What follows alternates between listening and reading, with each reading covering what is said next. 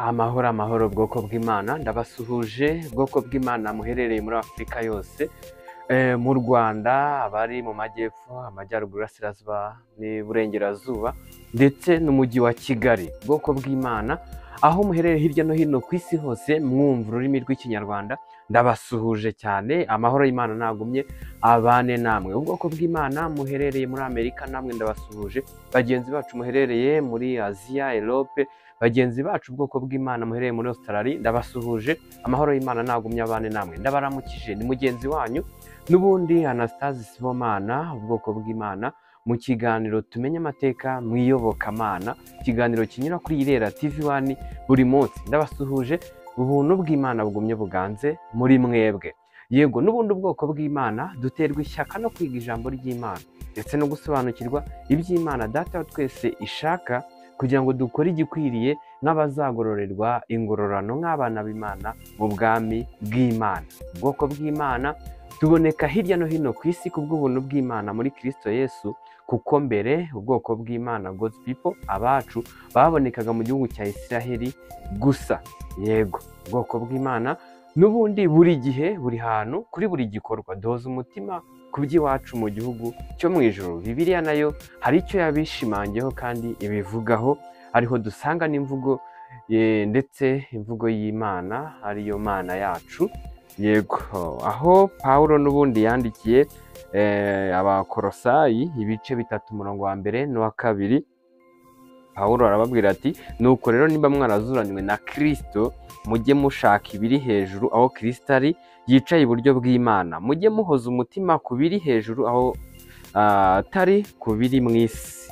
Ubutumwa bwiza uko bwanditswe na Matayo ibice 6 umurongo wa 19 kugera ku 21, naho haravuga ngo: nimukibikira ubutunzi mu isi, ahubwo aho inyenzi n'ingese ziburya kandi abajura bacukura bakabwiba.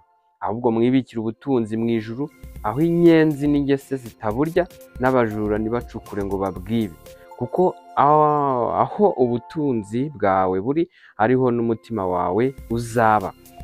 Ariko usanga n'ubundi impande n'impande ku byo abantu bavugaho cyangwa baganiraho, usanga hari abatubeshya ko ari ubwoko bw'Imana, nabo kandi bibeshya ko ari ubwoko bw'Imana, ariko aho bahoza imitima yabo n'ubundi birangira habatamaje, nk'uko Bibiliya igenda ibigaragaza.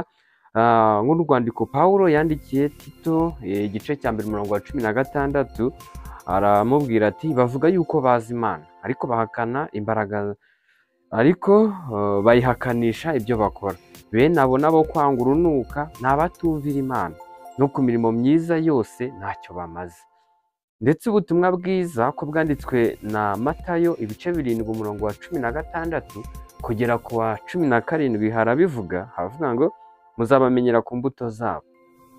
Mbese hari abasoroma imizabibu ku mpungenge, cyangwa imbuto z'umutini ku gitovu?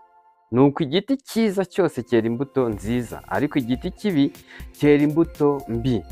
Ndetse Pawulo yandikiye Timoteyo urwandiko rwa 2 ibice 3 umurongo wa 5, aramubwira ati: bafite ishusho yo kwera, ariko bahakana imbaraga zako. Abameze batyo ujye ubatera umugongo. Urwandiko kandi Pawulo yandikiye Abafilipi ibice 3 umurongo wa 18 kugera ku wa 19, arababwira ati: hariho benshi bagenda ukundi, abo nababwiye kenshi, nanone ndababwira ndira yuko ari abanzi b'umusaraba wa Kristo. Amaherezo yabo ni ukurimbuka, Imana yabo ni inda, biratana ibiteye isoni byabo, bahoza umutima ku by'isi. Durebye n'ubundi kuri ibyo tubonye haruguru, ko abantu bagenda babifata mu buryo bugiye butandukanye kandi babyibwira mu buryo butandukanye, niyo mpamvu ahantu cyangwa ikintu harira igihe kirekire mu buzima bwawe, kandi ugatanga imbaraga zawe n'ubutunzi bwawe ku ntego y'icyo kintu, icyo kintu n'ubundi aba ariyo Mana yawe. Yego, n'ubundi nk'ubwoko bw'Imana turi mu mwanya w'ikiganiro tumenye amateka mu iyobokamana, kinyura kuri Irera TV1 buri munsi. Yego, turibaza tuti se ubundi abantu babagaho mu gihe cy'aya mateka bakoraga ibyo Imana ishaka? Ariko reka twumve aya mateka kugira ngo twumve uko ameze, kugira ngo hanyuma tuze kubigiraho cyangwa tuve mu kinyoma cyabo, kugira ngo dukore iby'Imana ishaka. N'ubundi muri iki kiganiro tumenye amateka mu iyobokamana twifashisha igitabo cya Bibiliya kugira ngo tumenye iby'Imana ishaka kugira ngo abe ari byo dukora. Tugiye kurebera hamwe amateka yaranze iyi tariki ya 19 z'ukwezi kwa 11. Yego, mu mwaka w'1910 abamisiyoneri bo muri Suwede Daniel Berg na Dolphe Wengrin bahagurukira kwigisha muri Brazil imyizerere ya Pentecote. Brazil ni igihugu kinini cyo muri Afurika y'Epfo. Bashinga kandi itorero rya mbere rya Assemblies of God. Yego, aya mateka n'ubundi twatangarijwe n'urubuga rwa linkedin.com. Yego, murakoze cyane. Bashimiye ko turi kumwe namwe muri uyu mwanya w'amateka mu iyobokamana ku kiganiro kinyura kuri n'ubundi kuri channel ya Irera TV1, kuko bidufasha kumenya nyirizina abantu babayeho mu gihe cy'aya mateka bakoraga iby'ubushake bw'Imana cyangwa bagenderaga mu byo bishyiriyeho nk'abantu. Birakwiye ko rero mu gihe nk'iki ngiki dutekereza tukanareba nyirizina ku byo dukora mu gihe nk'iki ngiki. Ese tubikomora ku by'Imana yavuze muri Bibiliya, cyangwa ni uru ruhererekane rw'ibinyoma rwashyizweho kera hose tukaba tubigenderamo? Birakwiye ko igihe nk'iki ngiki ukanguka ukamenya nyirizina ibyo urimo gukora, inkomoko yabyo.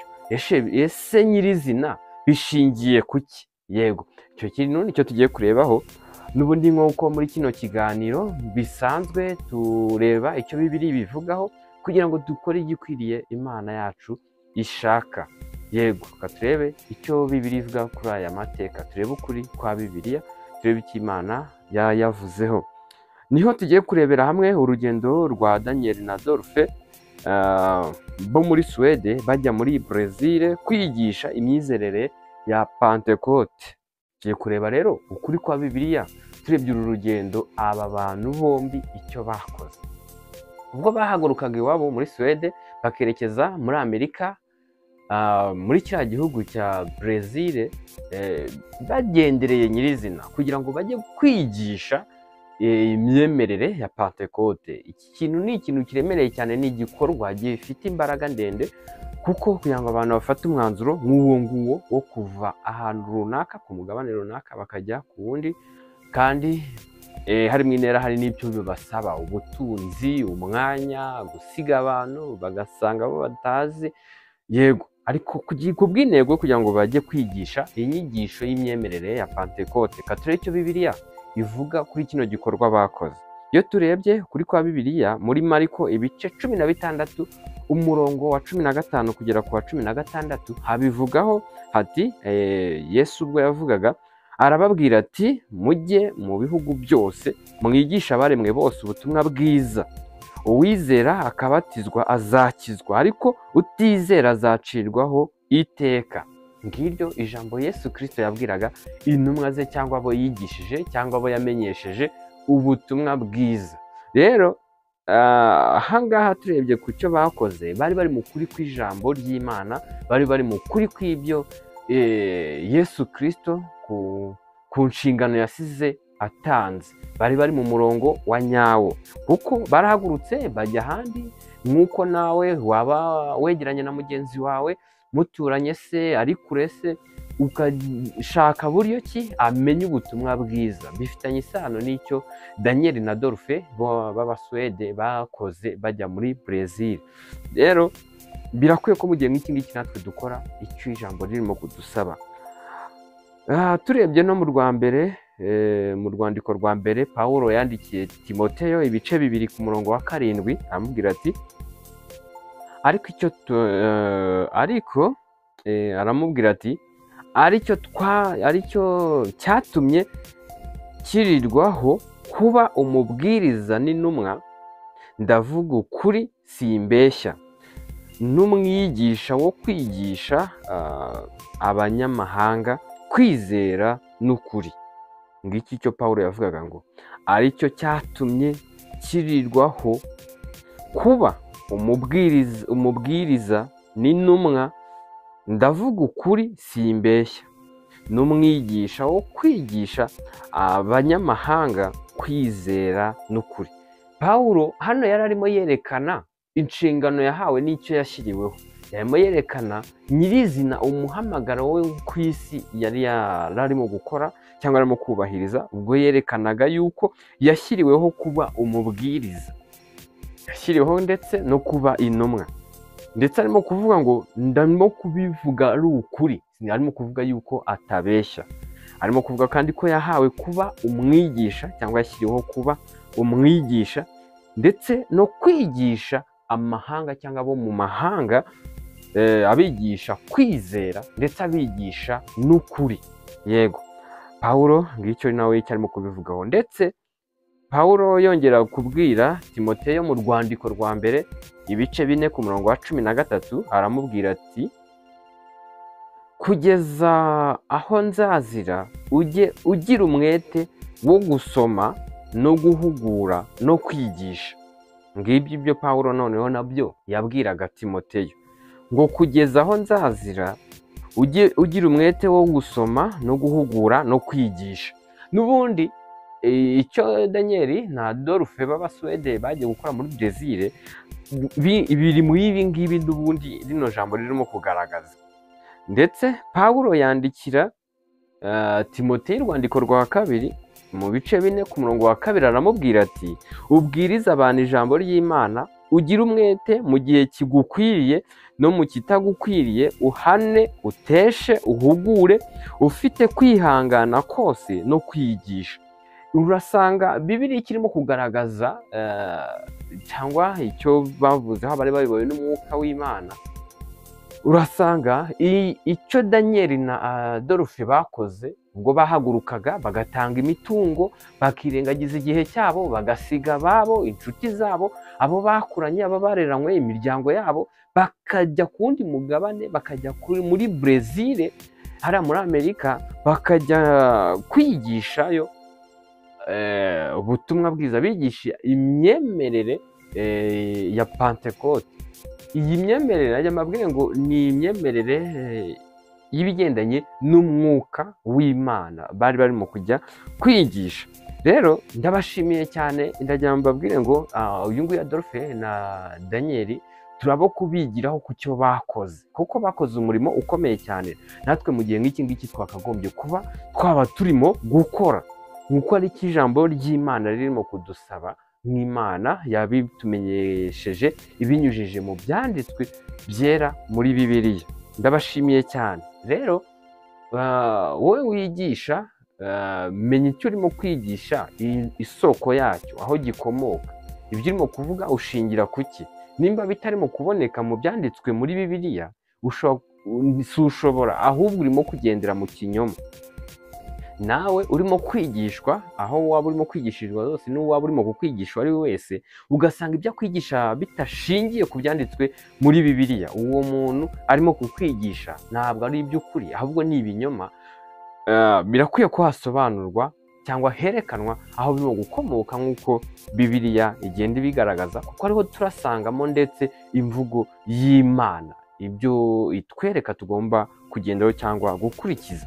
Ndagira ngo mbasabe mu gihe nk'iki ngiki, mu gihe ukurikiye bino biganiro, ujye ukora kanda kuri share kugira ngo woherereze abandi kino kiganiro, kandi mu gihe nawe wakize ukagisobanukirwa, ni ngombwa kugira ngo nawe ubyigishe abandi babisobanukirwe, babyumve nk'uko Imana ibishaka. Tanga ubutumwa hirya no hino, kandi ukore subscribe kugira ngo buri kiganiro cyose dushyizeho ubashe kucyumva, kandi kugira ngo nyirizina hatagira isomo rigucaho, kugira ngo tubashe gusobanukirwa buri kimwe cyose, kuko ubutumwa bumwe cyangwa icyigisho kimwe ntabwo kiba cyujuje ibisabwa byose byo kugira ngo ube watambutsa ubutumwa mu buryo bwuzuye, kuko bigenda byuzuzanya nk'uko tubisanga mu byanditswe muri Bibiliya.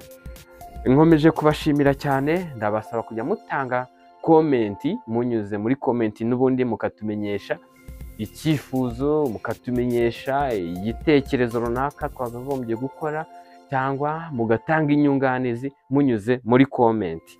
Yego, kandi ugakanda na like mu gihe ikiganiro n'ubundi urimo kumva kirimo guhuza n'icyo Bibiliya irimo kuvuga kandi biri mu murongo Uwiteka Imana idushakaho. Ukande kuri like kandi ukuyikandaho nk'ubwoko bw'Imana uba urimo gushyigikira bagenzi bawe b'ubwoko bw'Imana kugira ngo iryo vugabutumwa bigumye bigaragare yuko ririmo kugenda rigendanye n'icyo Imana irimo gushaka. Ndabashimiye cyane, mwari muri kumwe n'ubwoko bw'Imana Anastase Sibomana muri iki kiganiro tumenye amateka mu iyobokamana kinyura kuri Irera TV1. Ndabashimiye, ubwoko bw'Imana n'ubundi duterwa ishyaka no kwiga ijambo ry'Imana ndetse no gusobanukirwa icyo Imana Data wa twese ishaka kugira ngo dukore igikwiriye nk'abazagororerwa ingororano nk'abana b'Imana mu bwami bw'Imana. Yego, ubwoko bw'Imana duterwa ishyaka ndetse n'ibyo dusanga mu byanditswe byera byose. Yego, ndetse ubwoko bw'Imana tuboneka hirya no hino ku isi kubw'ubuntu bw'Imana muri Kristo Yesu, kuko mbere ubwoko bw'Imana babonekaga mu gihugu cya Isiraheli gusa. Yego, ubwoko bw'Imana nongere twibukiranye yuko intego yacu ni ukumenyekanisha ukuri kw'ijambo ry'Imana ndetse by'umwihariko no kumenyekanisha inzira y'ukuri ijya mu bwami bw'Imana. Yego, ndabibashimiye cyane. Buri gihe, buri hantu, kuri buri gikorwa ubwoko bw'Imana duhoza umutima ku by'iwacu mu ijuru. Yego, niyo mpamvu usanga ikintu harira igihe kirekire mu buzima bwawe kandi ugatanga imbaraga n'ubutunzi ku bw'intego y'icyo kintu. Icyo kintu niyo Mana yawe. Ndabashimiye cyane, tuzasubira n'ubundi n'ahejo. Amahoro y'Imana n'ubuntu bw'Imana bibane namwe mubiheshejwe no kumenya Imana na Yesu Kristo umucunguzi wacu. Murakoze.